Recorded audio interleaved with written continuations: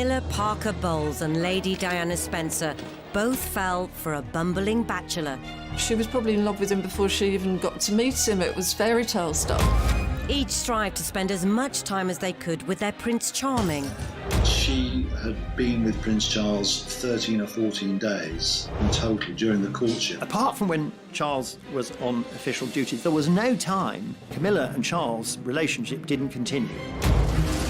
But with an aching chasm of age, experience and personalities between them, Charles said to her, just keep an eye on Diana and help her along the way, which is what Camilla did.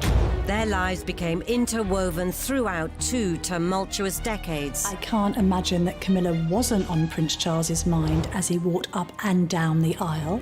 Often when it shouldn't. That's having cake and eating it. As royal commentators dispel the myth of the monarchy, They ended up with the king doing the conga round the staterooms of Buckingham Palace. experts will break down key archive from crucial moments in royal history. It was a fairy tale created by the Grimm brothers. So prepare to discover what actually happens when blue blood runs red. What have you been doing in here all day? This is The Royals Revealed.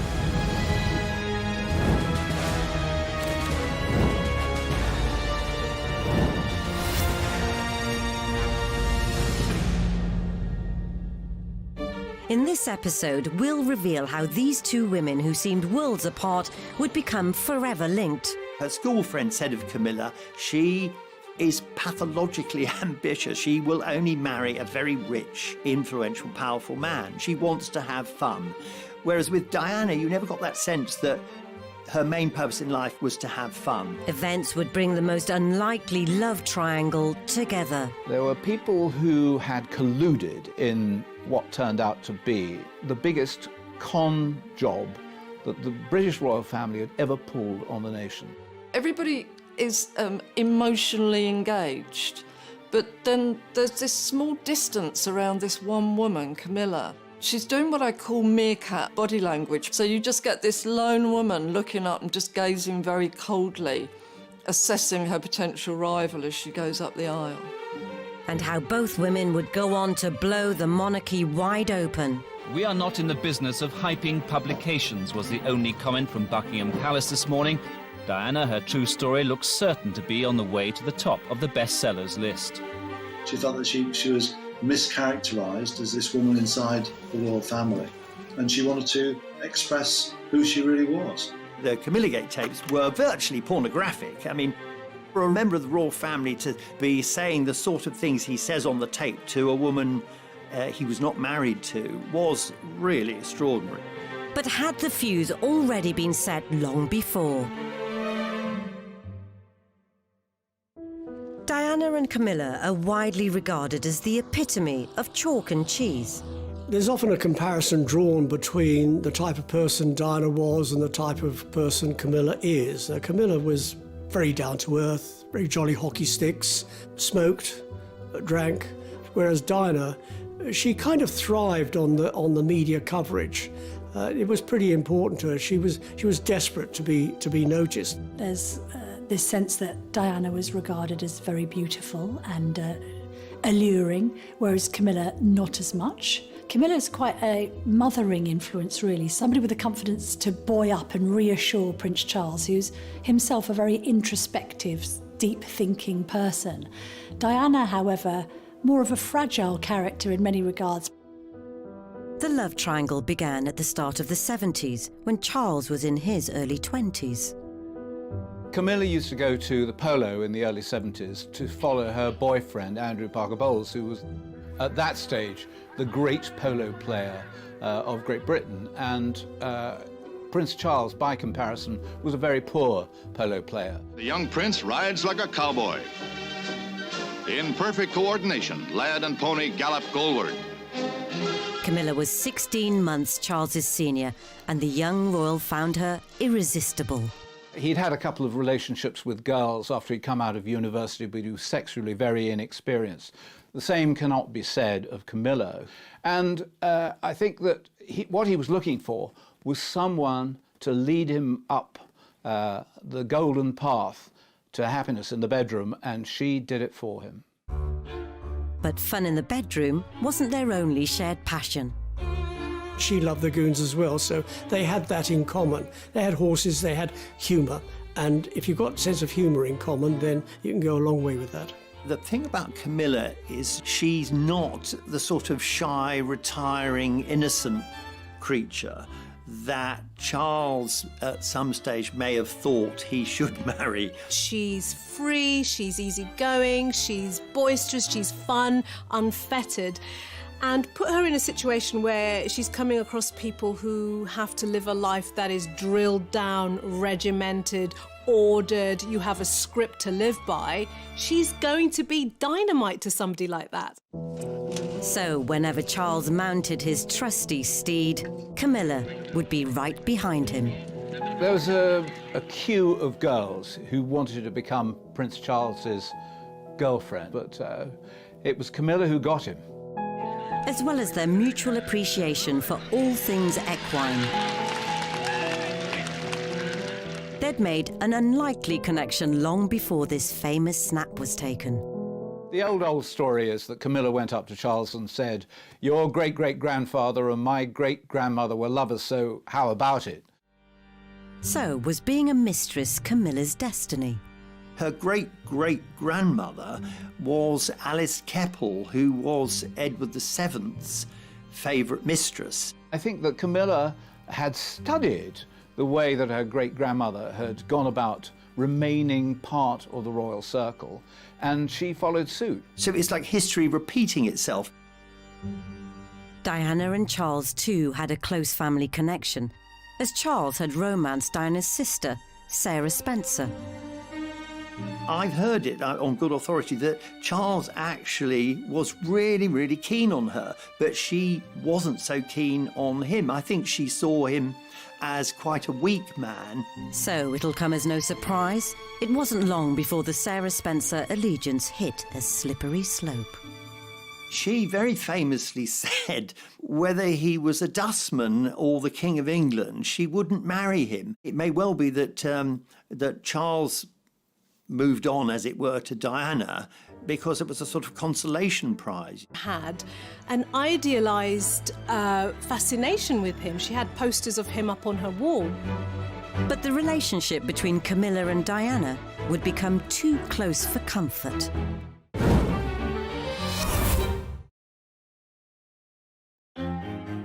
In the 1970s, Prince Charles had enjoyed a string of romances. There were a lot of them. There were a lot of very attractive ladies on his arm, but none of them particularly serious. As the decade drew to a close, it was felt that any horsing around should be put to rest. And for Charles to find someone to bring some feminine delicacy to his stuffy solo exploits. What don't you like about that hat? You move, they bash you on the face. I haven't discovered whether they keep the flies on. I think the Queen Mother and Prince Philip both tried to give him a nudge in the marriage direction and say to him, look, it's probably time now that you settle down. But it was just a question of finding the right bride. He was also being attacked by the British press because he promised that by his 30th birthday he'd be married. That was a foolish mistake. He should never have said it. I think Camilla felt, she was a tough woman, but I think she was hurt at that time by knowing that the royal family just couldn't accept her because she wasn't young, she wasn't innocent. They were looking for a white, Anglo-Saxon, Protestant, aristocratic virgin, and somebody who would tick all those boxes. Charles fell hook, line and sinker for Camilla from the moment they first went to bed together, but she knew that she could never be a royal wife. By the time he came across Diana, he was getting pretty desperate. But when they had their first proper conversation, it was definitely not a time for flirtation. It was just after the honorary uncle, Lord Mountbatten, had been assassinated by the IRA, and Diana said to him how awful this was and how difficult it must have been for him at the funeral. Once she said that, he was all over her, like to use her phrase, like a bad rash. Lord Mountbatten actually played a very cynical role in Prince Charles's love life. On the one hand, he allowed his house at Broadlands to be used as a base for Charles and Camilla to go to bed together. On the other hand, he was using it as a place where Charles could meet other girls in the hope that sooner or later one of them would stick. And he was determined, if he possibly could, to have a hand in queen making. It's thought Lord Mountbatten, 7 years previously, was so determined for Charles to stop his affair with Camilla and concentrate on securing a suitable bride, he arranged for him to be posted abroad. Charles had a strong desire to want to get engaged, to want to be with Camilla, and then guess what? He's sent away for 7 months. Now, it's a normal human reaction. If this is someone you're in love with, you're emotionally bonded with, and they're sent away, you're going to want it even more. And I think this is exactly what may have happened with Charles. Whether royal strings were being pulled or not, while Charles was at sea, Camilla had married Andrew Parker Bowles, and as they moved into the 80s, the press were promoting a new potential princess. Initially, Diana was portrayed as shy Di. She was very much considered somebody who went around her business with her head bowed, not a particularly extroverted character. In some of the footage, we can see that she's actually doing a complete cut-off gesture, which is that she's completely covering her face with her hands. Now, it made her look haunted and hunted. It implies that she's not enjoying it. And also, I think that was more for Charles, that signalling. That, look, I'm not vying for publicity, I'm not gloating about the fact that I might be the woman of your dreams. And also, I wouldn't mind a little bit of protection and looking after as well. I think she was trying to trigger that part of Charles's psyche that I don't think he ever had. Diana, the moment she burst onto the national scene, was seen as a perfect English rose, and she was seen as the perfect match for Prince Charles. Diana was also a virgin, and it was felt at the time that Charles should be marrying a virgin. The attractive, shy and innocent Diana may have been a suitable match for the firm, but perhaps not for Charles. At this point, Charles was doing what he became so good at. He would have won a medal for it if it was an Olympic sport, which was ignoring Diana. So he'd gone out with her and he's talking, I think, to Camilla's husband. And we can see Diana, she's just been left alone at that moment, even though he's standing next to her. And I think she does look fed up. Even when we saw her with him, we were seeing her alone. They never pitched up like a double act. Yet far from keeping his mistress and his betrothed separate, remarkably, many of Charles and Diana's early meetings came at the Parker Bowles estate in Wiltshire. When I was working with Diana on her biography, we worked out that she had been with Prince Charles about 13 or 14 days in total during the courtship, and most of that time they were at Bolehide Manor, which is where Camilla and Andrew Parker Bowles lived, or that they were at the races with Camilla, or there was some other function with Camilla. She was always present. And I think there was a naivety around Diana's attitude towards the relationship between Charles and Camilla, that they were close friends, both from the kind of equestrian horsey set, had known each other for years. I don't think Diana realised that they were carrying on as lovers behind the scenes. I wonder whether this was Charles's attempt to integrate the two sides of his life, love and the intimacy with Camilla, and duty, marrying the virginal Diana. That's having cake and eating it. So yes, the wives, girlfriends, lovers would go and watch their other halves playing the game, and that's how they were kind of thrown together. And Camilla had been around the traps for quite some time, and Charles said to her, as one would to a friend, just keep an eye on Diana and help her along the way. When the two women are talking to one another, or at least Camilla seems to be communicating with Diana, the smile that she's wearing is so affectionate and maternal, which is really weird. So I find that kindly smile not nice, really. Funnily enough, I think that Camilla, more than anything, who was in on the secret, wanted Diana to be happy with Prince Charles. She was ready to step back, allow Diana to become the royal wife, although she wanted to remain the royal mistress.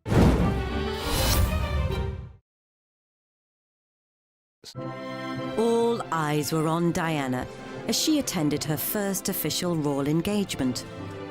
Apart, perhaps, from Charles's. There was almost palpable embarrassment from Charles, who decided to pretend that she wasn't with him for the entire evening. We can see him in all of this footage ignoring her. Not one friendly glance, even when they walk up the staircase. He just glances in case she might trip, but he even puts his hand in his pocket on the side that she's on, which is a rejection gesture. It's kind of, I'm not going to touch you, I'm not really with you. It was an eye-catching display by Diana, and even that Camilla and Charles had discussed the fact that it might be a good idea for Charles to marry Diana.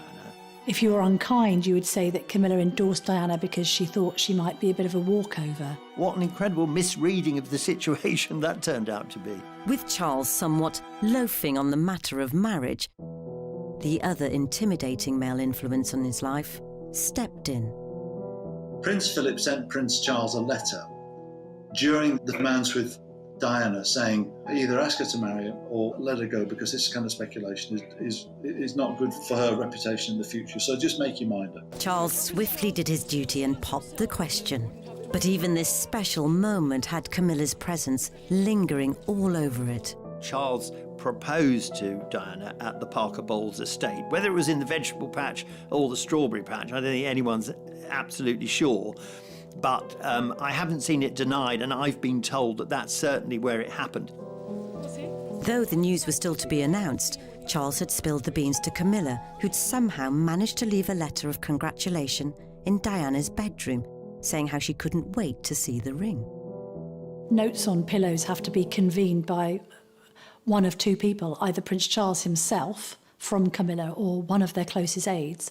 But second of all, I think the idea that Camilla had knowledge of this intimate moment ahead of anyone else must have served as a wake-up call to the fact that Charles was clearly treating Camilla as the ultimate confidant. She later complained about it and said that Camilla knew more about her movements and activities than she, Diana, knew herself. Quite clear what Camilla was doing when she put a letter on Diana's pillow. It was to find out what the lie of the land was like and how could she still see Prince Charles. It speaks volumes about the extent to which she is a woman who can control situations, who wants to control situations. And for Charles, that's the great appeal. Diana, she wasn't a woman of the world. She hadn't had any boyfriends, but that is about the sum total of her 19 years. And then all of a sudden she becomes engaged to Charles. In the obligatory interview that followed, Charles was hardly selling the notion he was smitten. At what point did you decide that this was the right lady for you? I mean, well, gradually. He was groaning and moaning and it was a gradual process, and for her it was instant. You know, she saw this man, she knew who he was. She was probably in love with him before she even got to meet him. It was fairy tale stuff. She was playing up to the cameras. She knew what her script was. She was ready to say, I am in love with this man and it's all going to be wonderful. But he, unfortunately, a man of some conscience, was thinking, Camilla's watching this. And did Charles's attempt to be tactile further betray his inner thoughts? It looked incredibly romantic in a way, but, you know, try it on yourself. Who strokes a finger downwards? It's not nice. It doesn't feel nice. It's not a reassuring gesture. It's almost a gesture of somebody who's never touched anybody else. You'd go sideways or you'd go from the knuckle up to the fingertip, not the other way. So even that must have felt quite weird for her, I'm afraid. And away from the uneasy hand stroking, Charles really put his foot in it. Can you find the words to sum up how you feel today, both of you? Difficult to find the right sort of word, isn't it, really? Just delighted and happy. And I'm amazed that she's been brave enough to take me on. And I suppose in love. Of course. Whatever in love means. Well, it obviously your own means, interpretation. means two very happy people. Yes. Once again, congratulations. Well, from us, congratulations. Thank you very much. Very kind. That was the point, that her fairy tale marriage, you could see that it was a fairy tale created by the Grimm brothers. You know, it just collapsed, and you can see her face went down like that, his face went down like that. Was that the first sign that Diana looked across to the man who would be king, the man who would be her husband, and thought to herself, good grief, I may have made a dreadful mistake here? A few days later, as Charles departed for a trip down under, further signs emerged that all may not have been well.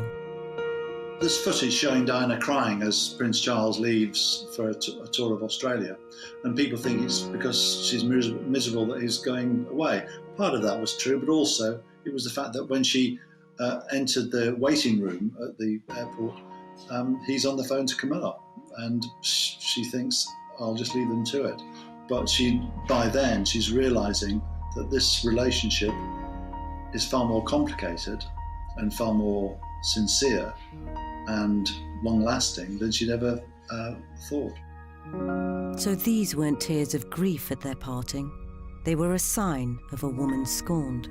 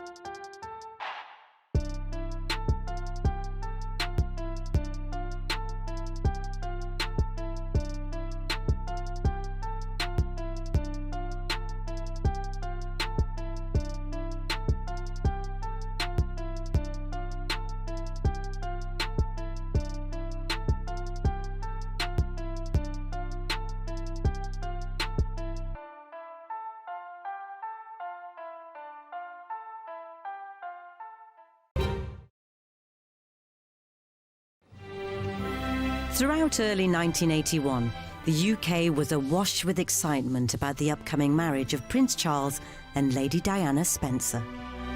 Why have you come here today? To try and get a glimpse of Diana and Charles. The nation was certainly gripped by wedding fever in the lead up to Charles and Diana's wedding, not least because it had followed the so-called winter of discontent. So to have something to celebrate at last in 1981, and also the making of this fairy tale with a proper fairy tale bride. But two people perhaps weren't in such high spirits, as Camilla strived to ascertain where she stood. Camilla and her other friends were assessing Diana, and Camilla is very intrigued to know whether Diana is going to hunt. And she says no, she's not. And so Camilla was relieved about that. And that really was the fact that it meant that she still had an avenue to see Prince Charles on a regular basis. Meanwhile, Diana's suspicions of Camilla were also on the rise. I think that Diana was feeling a bit tender and a bit sore and a bit neglected as well by Prince Charles because he was busy doing royal engagements. And then she comes across this bracelet that he ordered for Camilla. The discovery of the GF bracelet raised a lot of questions in Diana's mind. I think there was a sense that she knew automatically that it was for Camilla, found on Charles's assistant's desk as a present, really, a farewell present, if you like. But what did the GF stand for? Did it stand for Girl Friday, which suggested an intimate relationship between Charles and Camilla? Some say it might have stood for their nicknames for each other, Fred and Gladys, although it was never confirmed what the initials meant. I think for Diana, what it may have triggered was an earlier wound about abandonment. I mean, this is a girl who would have experienced her own parents' divorce. This is a person who was sent off to boarding school when she was little. A lot of separation anxiety, a lot of abandonment issues may have been re-triggered in that because she would have felt, here I am on the outside looking in. I'm not part of this relationship. Something is going on and I don't feel loved in this particular situation. The battle over the bracelet made Diana consider pulling out of the wedding. She said to her sisters, I just can't go through with this. And they said to her very famously now, too late Dutch, which is their nickname for her, your face is on the tea towels now, so you can't chicken out. Curiously, at the same moment, Charles was saying to Camilla, I can't go through with this. Both of them realised it was a mistake. And Diana, particularly because she was young, because she was volatile, was taking it worse than Charles was. But outwardly, at least, they needed to try and keep up appearances. I had tea with them 2 days before the wedding, just the three of us, and they seemed besotted with each other.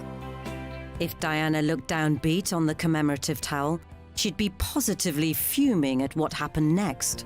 Apart from when Charles was on official duties, there was no time during which Camilla and Charles' relationship didn't continue. And I would go so far as to say right up to Charles's wedding to Diana. As proceedings got underway, one half of the wedding party were supremely relaxed. Having been the crusty old bachelor, he hadn't been very interesting to either the press or the public, or very popular, until he decided to get married. And then suddenly he'd shot up to #1 in the royal family as people loved him, they cheered him. He probably hadn't noticed that they probably weren't cheering him, actually, but as long as he was near Diana, he could think it was for him. Charles and Diana will forget everyone except each other as they take the vows to love each other in sickness and in health, for better, for worse. I can't imagine that Camilla wasn't on Prince Charles's mind as he walked up and down the aisle. A little look to each side, possibly not a moment for recognising faces. Diana, too, was taking in all her surroundings, and there may have been an unwanted sight in her peripheral vision. Think about it from a relationship point of view. You know, getting married to the man of your dreams and his ex is in pew number 17. That would have affected her emotionally. Everybody is emotionally engaged, but then there's this small distance around this one woman, Camilla.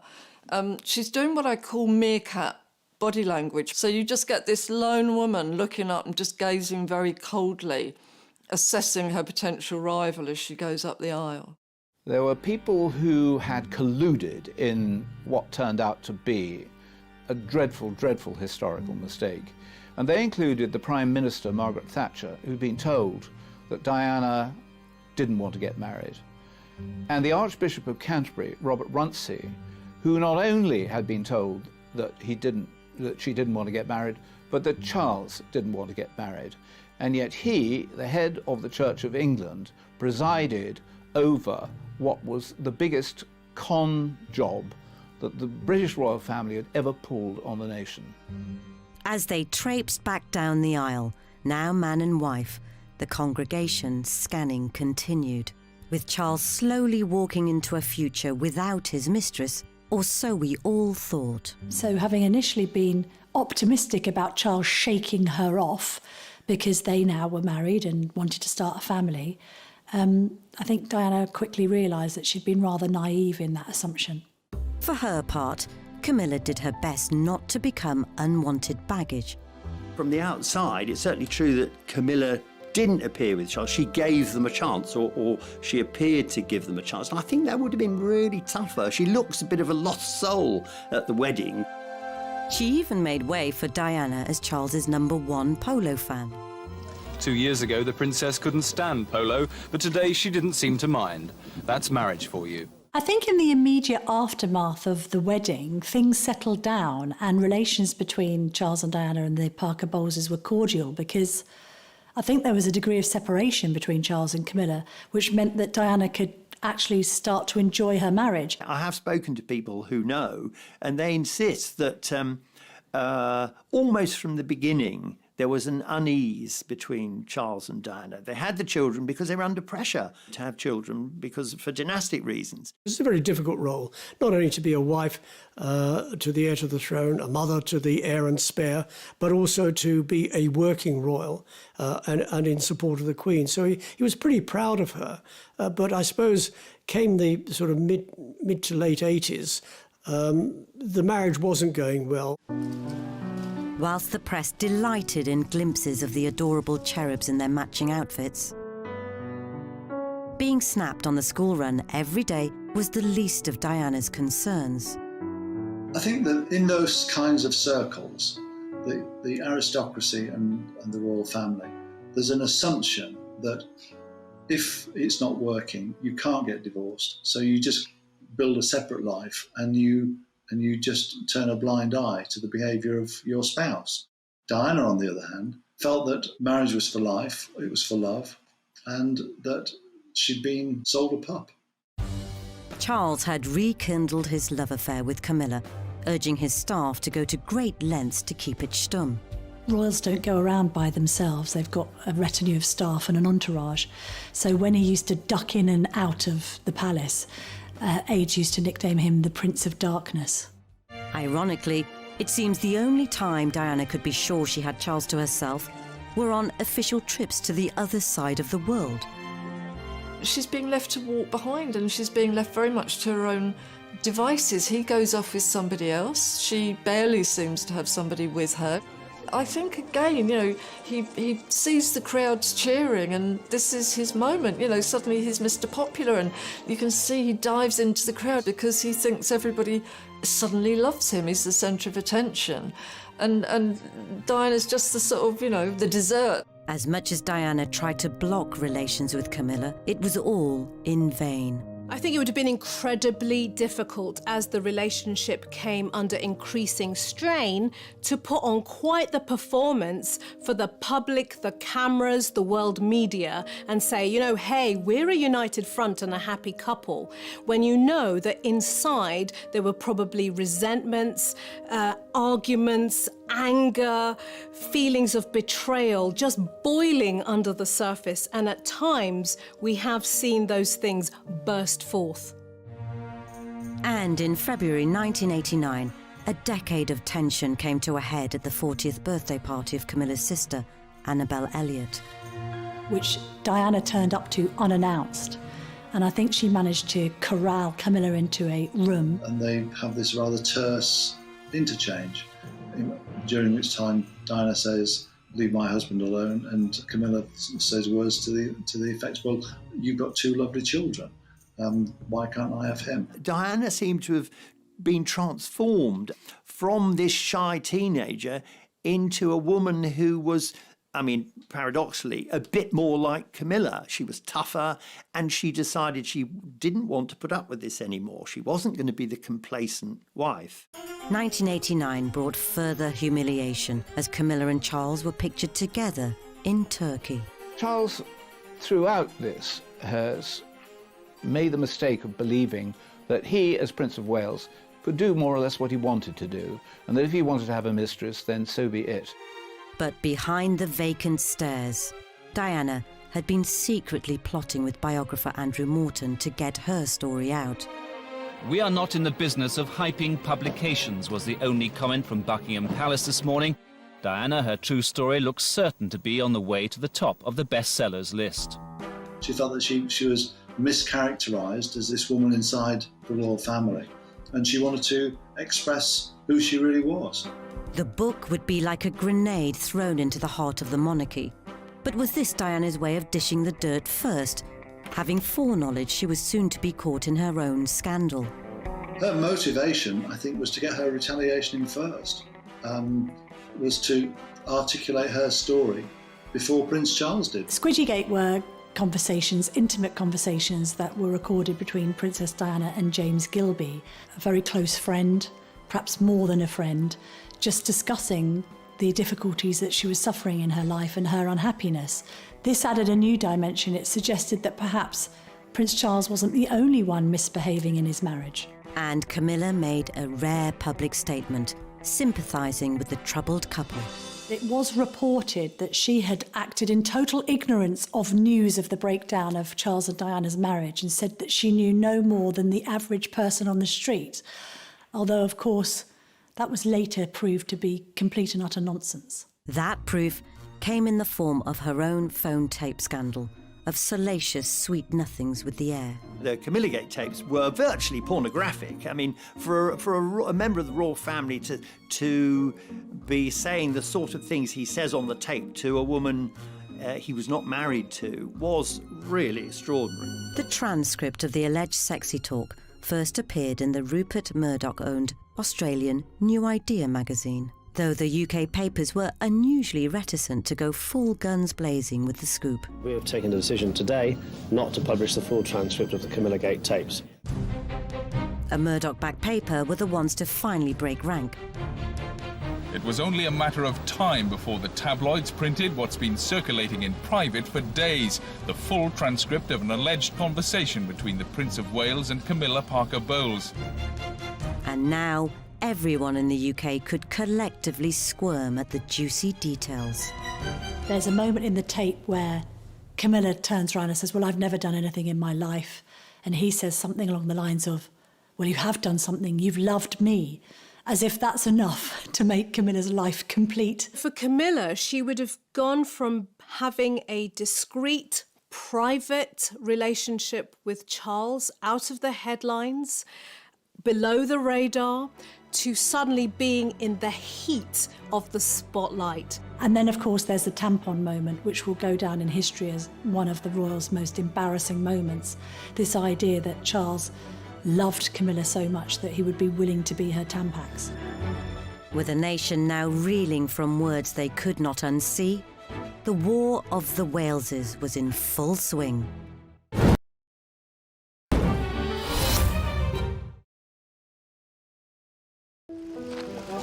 Princess Diana might have been a young and naive girl when she entered the royal family.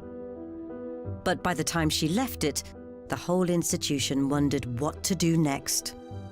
The War of the Waleses had been a bitter battle. After Charles and Diana both aired their dirty laundry so publicly, the Queen stepped in to push the divorce proceedings. The effect of the War of the Waleses on Camilla was catastrophic because it cast her as the Scarlet Woman. She really was regarded as the lowest of the low at that point. Camilla's love for Charles must have been such that she was able to stand by her man. She must also be incredibly emotionally resilient to cope with being thrust into the spotlight as the mistress, as the bad guy in this story. And I think it's testament to her character that she was able to withstand that. So, the woman with a love of hunting had become the hunted. With the media dispatched to a remote corner of Wiltshire, to the annoyance of Andrew Parker Bowles, and a defiantly gesticulating Camilla. She was in great distress. The one thing you can say about Camilla is that she has an amazing backbone and that she was always going to be able to survive in a way that fragile Diana found it much more difficult to survive. But at that time, suddenly, Camilla became the victim, not Diana. And I think very wisely during the War of the Waleses, she realised that no good could possibly come of her trying to explain her position. The Parker Bowles' marriage was also left in tatters. They divorced in 1995, saying they no longer had anything in common. The spotlight which suddenly shone upon Charles and Camilla, you would think would put an end to the relationship, that frightened they would run away from it, that Charles would realise that his duty was to stay with his wife, Diana. It was, and I think that's made it easier for the Queen to accept. Whilst Diana may never have been suited to becoming Charles's queen, more than 20 years since her death, she still remains one of the nation's most beloved members of the royal family. And though Camilla might not ascend to the same levels of popularity, there's no doubt affection towards her continues to grow as we approach the time when her husband becomes king.